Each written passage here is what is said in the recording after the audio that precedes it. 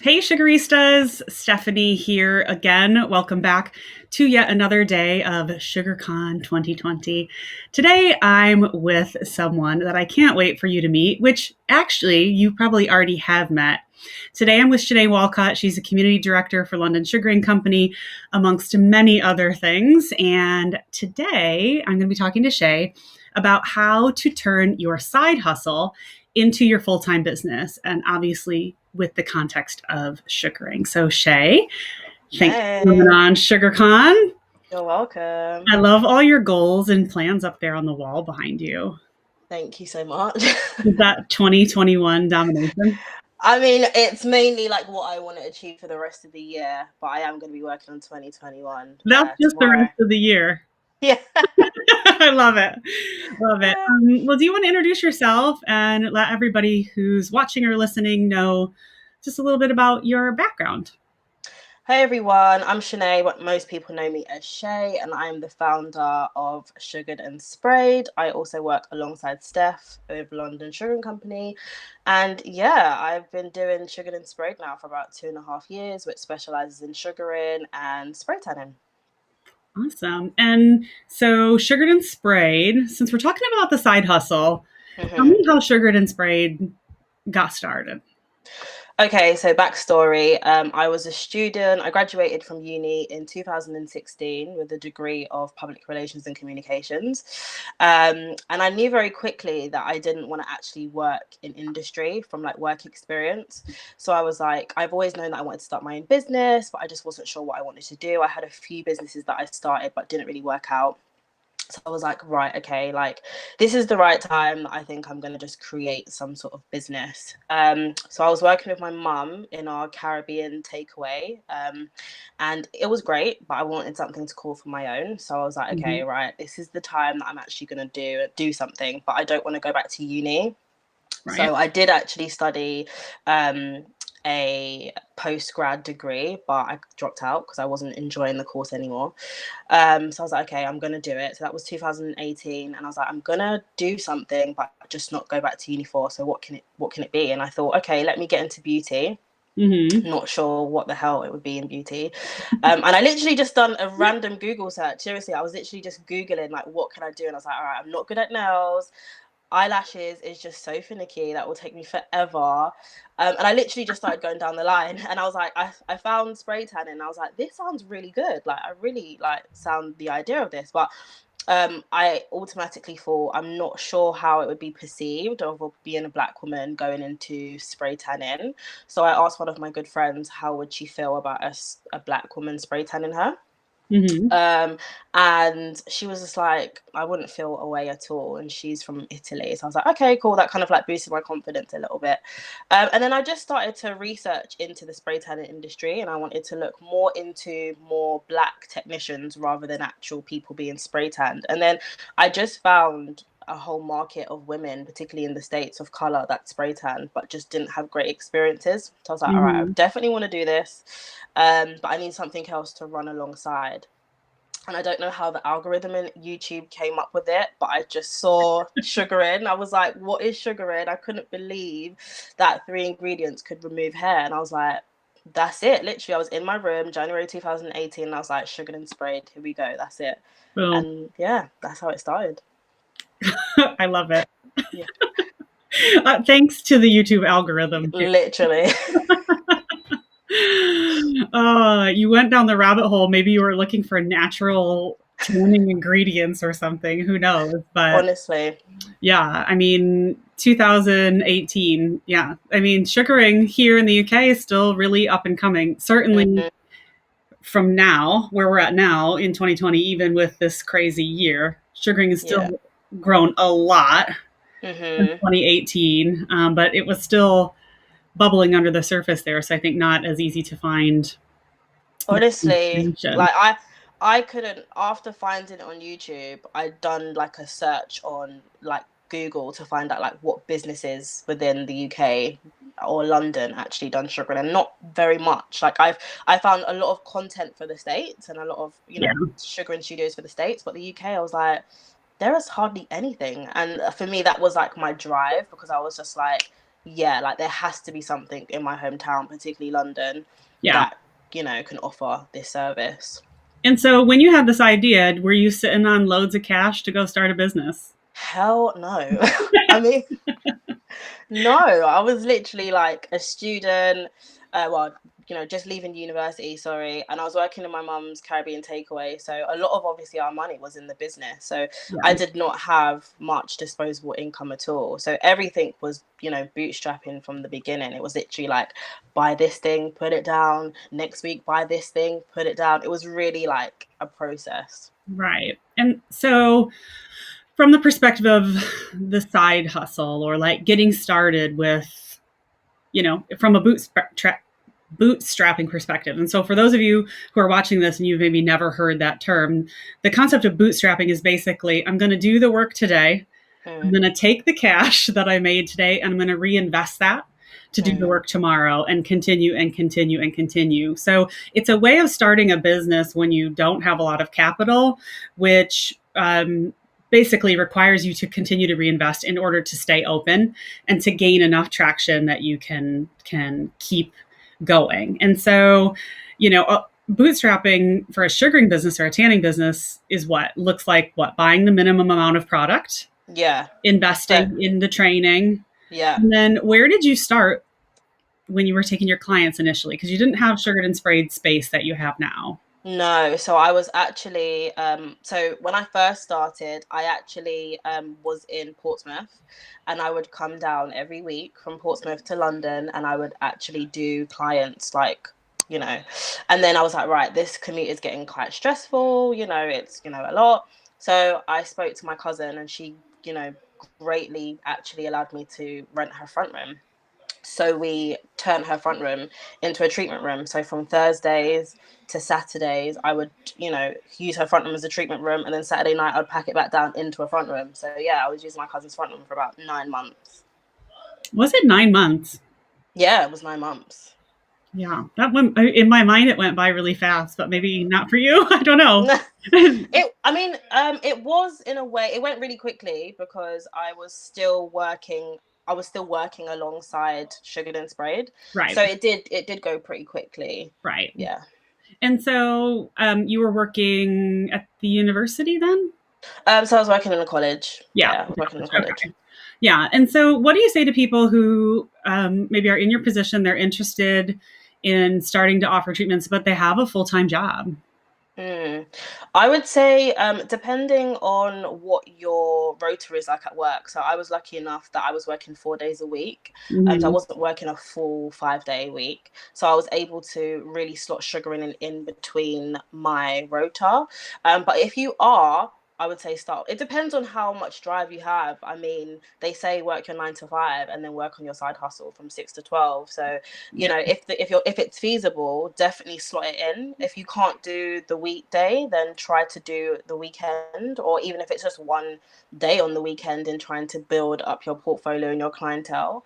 um Definitely in the beginning, I wouldn't say, you know leave your job completely, because you definitely need a runway. You do need some cash in order Mhm. to inject into your business. So I would give yourself maybe 6 to 12 months. Yeah, and I think the other thing too that happens, and I've seen this happen with people a lot. And the first experience I ever had of this was one of the sugars that I trained that used to work at my shop in the States was left of really in her case, she was in a career change, right? In a comfortable job, but didn't feel like she could do both things. And so initially we were trying to do like you work a little bit on the weekends and then you have your 9 to 5, other job. And she was like, Mm, no, I really, really want to go all in. And of course, because I had been working for myself and that I kind of went all in initially and I just dealt with the struggles. And then I ended up mm, having to get a job like 6 to 9 months in to support me keeping going. She really? was I remember her being extremely stressed out once the paycheck went away to the point that it made it really difficult for her to do the actual work of seeing the clients. And that was the first time I really saw for dependent. I think a lot depends on your personality type, your tolerance for Hmm. risk, and like what you're used to. But in this case, Hmm. I watched this person. leave the job and that being a less empowering decision than more empowering decision because it led to a lot of panic about like it's make it or break it. I get the clients or I Right. don't, So I think individually you have to ask yourself, am I someone who can tolerate the risk of just going all in and not having any money? And Mm. some people, that's the It works. but Yeah. there is something reassuring to knowing that like I've got a little bit of time because I have some cash coming in. Yeah. So at what point then? So this was 9 months.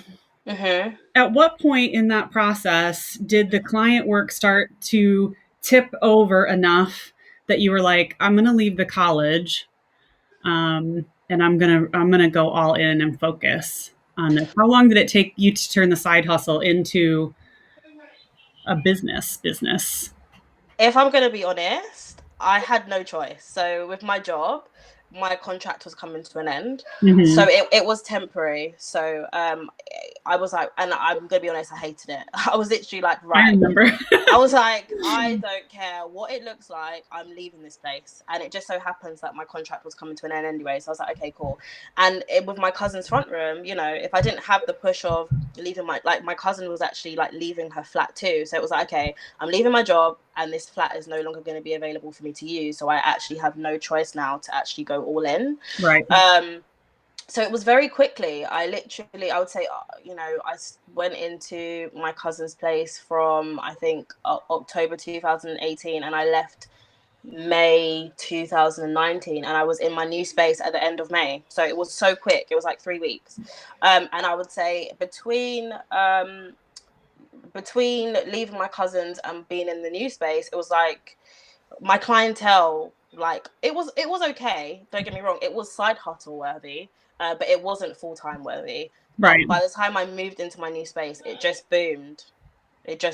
So What yeah, that what do you attribute that boom to?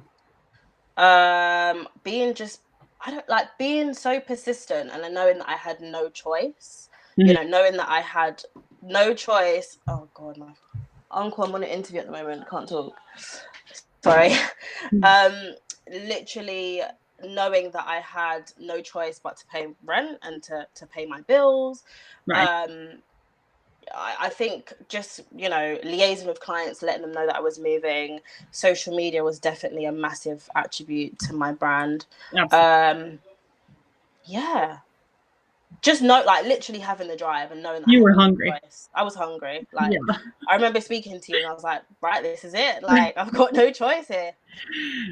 Yeah, yeah. And so do you feel like the time when you were working at the college and doing the side hustle, that was like the building of your confidence, and Yeah. then when it was really time to jump and you didn't have that net, then you felt like you were ready to make it happen? Yeah.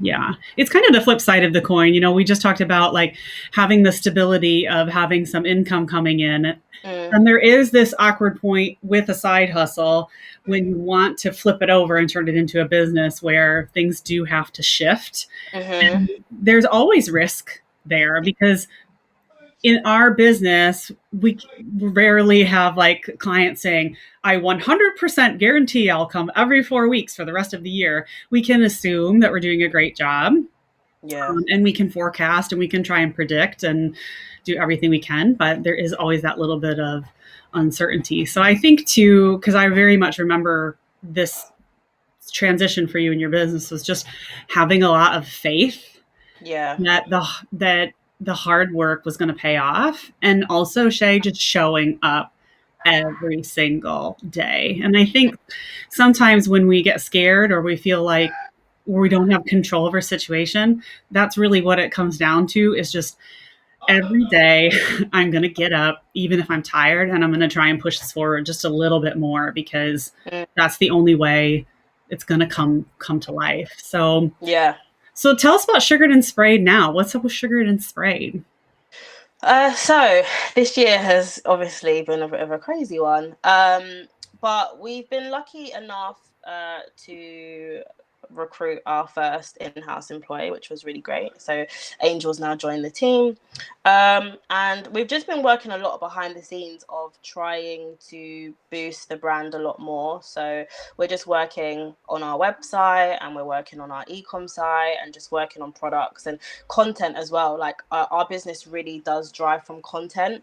Yeah. And social media, like I said, has played a vital role in the growth of our brand. So we're just trying to focus on content that will really connect with our community of clients, and to really educate the women that we work with. So yeah, we're working on some exciting projects, which is, I'm looking forward to launching next year. Yeah. Do you want to talk about any of those, or is that like top secret shiz that we have to wait for?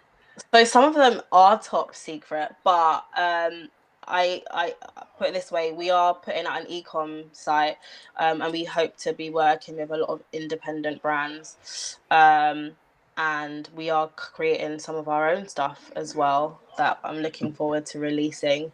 And it's just the start of taking S&S international. So when I quickly, when I realized that my side hustle it had potential to be a brand, just because Mhm. of the angle that I went with, noticing that there was a gap in the market for Yeah. services targeting Black women and women of color. That was my angle, and I've never really steered away from it. Yeah. So it's just ensuring that we are a brand that diversifies and shows diversity, promotes it, and hopefully get some international traction from that. So yeah. Yeah. And you've taken two treatments that they're not widely known or popular, right? Like Yeah. you had talked about when you kind of discovered that Black women like were getting airbrushed hands, Mm. and that was something that was happening in the States, and you were like, this we need to be making this available here. You kind of picked two things that customers needed to be highly educated on to Mm-hmm. understand why they would do it and why it would be so like such a great treatment for them. Mm-hmm. And I have a feeling that for that reason, you also developed yourself to be such a good teacher to your customers about what you're doing, because you really didn't have a choice, because you couldn't No. just pop up a treatment that says, hey, we're doing airbrush tans for women of color, and we're doing sugaring, and people would be like, wait, tell me more. What's that? Right. One of the Yeah. things I've been so impressed by, obviously your social media I love, and Mm. also the partnerships you've had with influencers, because I'm just old and I have no idea how to make that stuff work, but I'm just like, how is Shay all over YouTube? And if you might not know, Shay is one of our busiest trainers with the company, and so she works with students all the time as well, and we get student emails from people. I mean, I just got an email a few weeks ago from that someone's flying over from the Caribbean to train with you, who's been following you, and maybe even perhaps saw some of the features and collaborations you've done on YouTube. So that's really cool. But Shay, what I'm really just so jazzed about is your email marketing. It's Oh, so good. And so thank you guys, you. I know Shay created her email list to promote sugaring to her customers, but I just tell every sugarer, get on Shay's email list, because it's such good educational content. The Mm. topics are so well thought out, and they're really beautiful. And like just the email that you sent, was it like lockdown? Virtual lockdown package. Yeah, with all of the links to all the different independent brands, and all meshing perfectly with your company's ethos and the types of businesses and you want to support and the type of women that you want to support.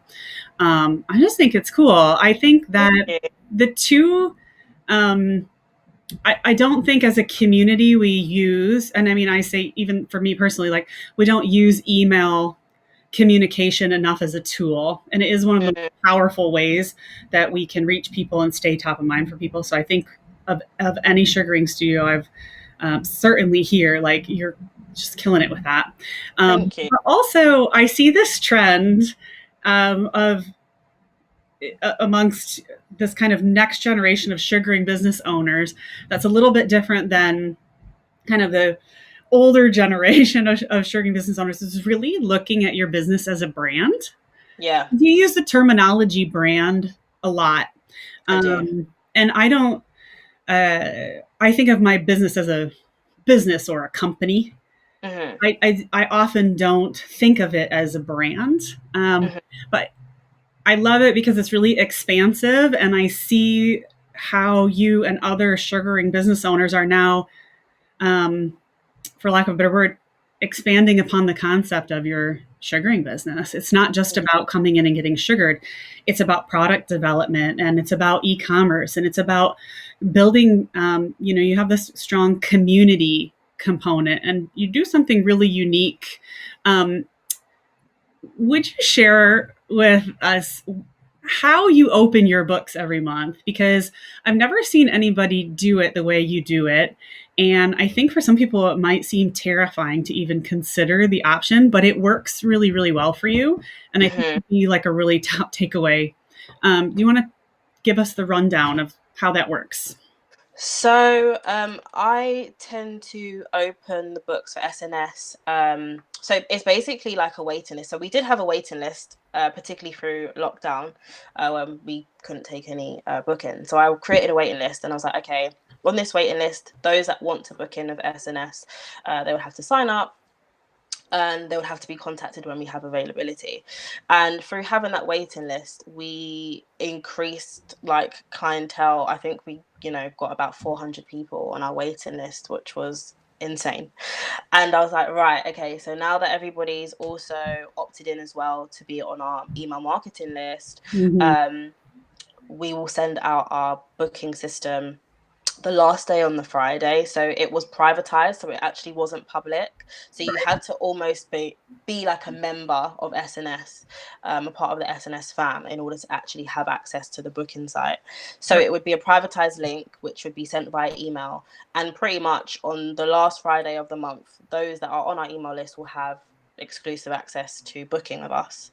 And for that, for a while, it was just that I didn't have it publicized. So if you wanted to, book a treatment with us, then you would have to kind of go on the waiting list until we had more availability. But now it was just like, okay, I'm just going to focus. I literally had to close the waiting list because it was actually getting like too wild. So now everybody that we currently have on our books, they just wait until the last Friday of the month, and then they get access to the booking system. But I just found that being a really targeted way for people to Mm-hmm. actually be interested in actually, using our services. And yeah, it just worked really. The competitive part of me is like, I love it because you could be waiting like at that Yeah. second to get those appointments. Do you find then that it's like a in the couple days following the email that's going out, it's just craziness? Oh yeah, literally, like from when that email goes out at 9 a.m., my phone is like blum, blum, blum, blum, blum. Yeah. Literally, you just see like all the appointments just Yeah. coming in. People like, oh my gosh, what number am I on the waiting list, or blah blah blah, and it's just like we're getting through them, guys. We're getting we're getting through them. But yeah, it's amazing, and it's a good way to kind of solidify business for the next month, Right. as well. And then you kind of have an idea of what your cash flow is going to look like for that month. But even though we are busy, we do have quite a lot of space. And then as the weeks go by, you can kind of tell like when people's payday is, or if Mm-hmm. somebody's got an event or something like that, and it starts to kind of fill up. So Mm-hmm. So do people yeah, need to be on this list in order to access your booking? they did. Mm-hmm. Now I have opened it up again. But yeah, before they did, but we do send it out mainly first to our email, Yeah. people, those that are on our email marketing list. Mm-hmm. And then once that's out, a few hours later, we will probably create some like social media content to say, hey, sweet, you've got mail, or, Yeah. the booking site is now live. And then, yeah, Yeah. people would like DM and stuff like that. So it's quite an interactive way rather than it just Yeah. being open all the time. Yeah. Well, I think when things, I mean, it's pretty natural, like human psychology, to understand why it works because Yeah. it's that supply and demand, slightly competitive, smaller window of opportunity, and I want to grab it while I can because I might miss out on the opportunity. Whereas if I can go and book my Manny Mm. whenever I want and there's tons of appointments always available, then I'm more apt to just wait till the last Yeah, exactly. But I Exactly. just think it's an interesting phenomenon that came off the back of COVID, where you were like, let me Yeah. try and do it this way. And then it was really successful. So I think if you're watching this and you're like, I'm curious about that, I think it's something you could experiment around with Yeah. without being overly committal. Like, well, I think a lot of times we think if I'm going to make a switch, I have to make this switch and that's the way things have to be.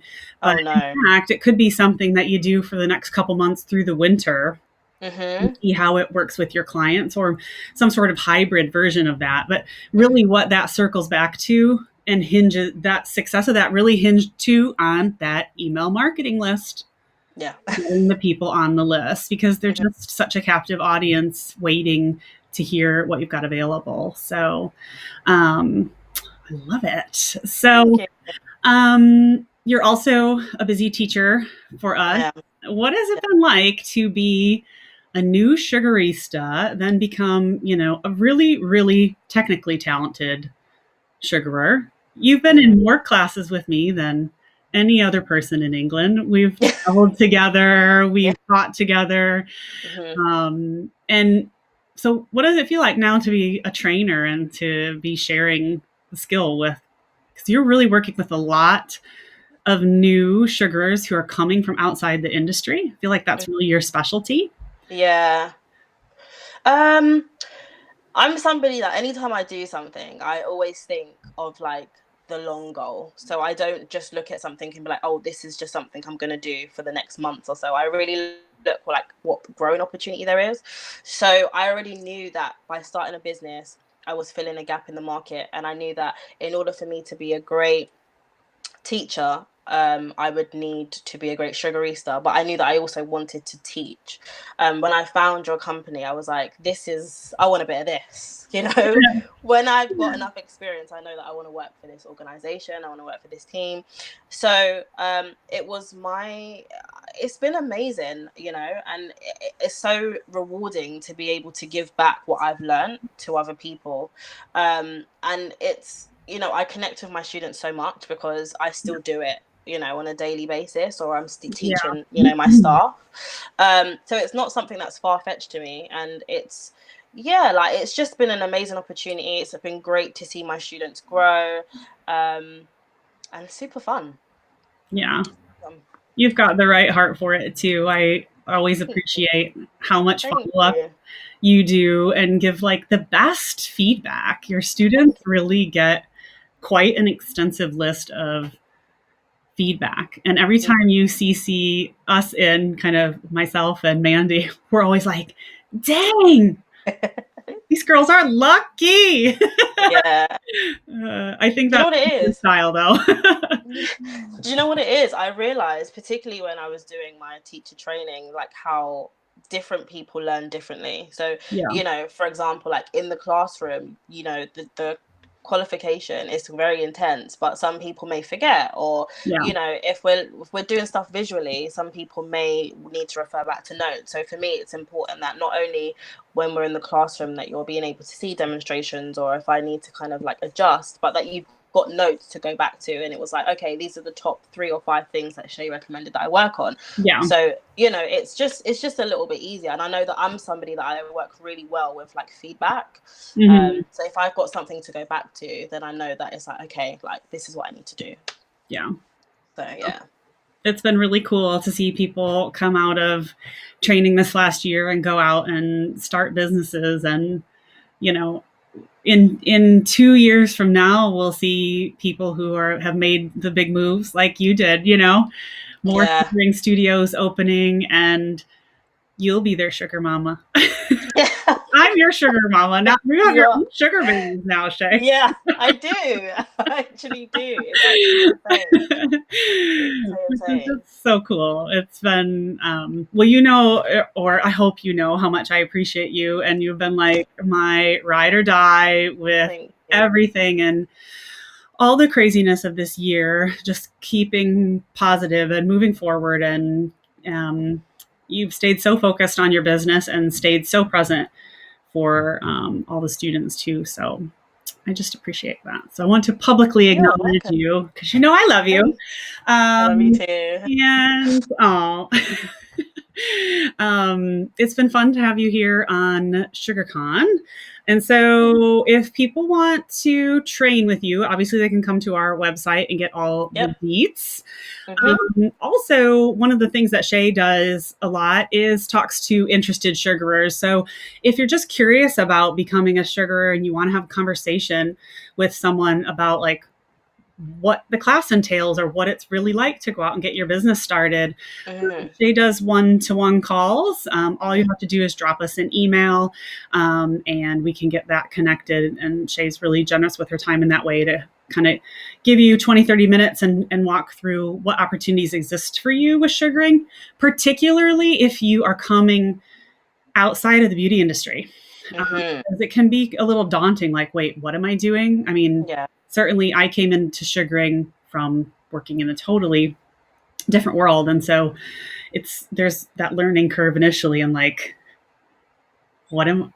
how does this work? And what do I need to know in order to start a business in this? So, Yeah. and then do you want to let everybody know just one more time where they can find you on the socials? So you can find me at Sugared and Sprayed on Instagram. So mainly that's the social media tool that we use. Or you can drop us an email at info@sugaredandsprayed.com. I'm working on my personal at the moment, but yeah, hopefully that will launch next year. What about top viewed YouTube video? If I went on YouTube and I wanted to see something about your business, where should someone do the searching? So we've been lucky enough to collab with some really great influencers. So from Patricia Bright, to Only Bells, to This Is Amina, those influencers we've worked quite closely with as well. But yeah, we've worked with quite a few, but those probably would be our top viewed videos. Cool. Cool, cool. Well, Shay, thank you so much for coming on. You're welcome. Can't wait to see you again in person. Yay, I'll it's let been you so go fun. Thank because you for you having have me. quite a list behind you to get working on now. I- I have the same things up on my wall, but they're hidden behind the door. So, Well, thank um, you for having me. It's been yeah, super fun. good to see you. Thanks, You Shay. too. Bye.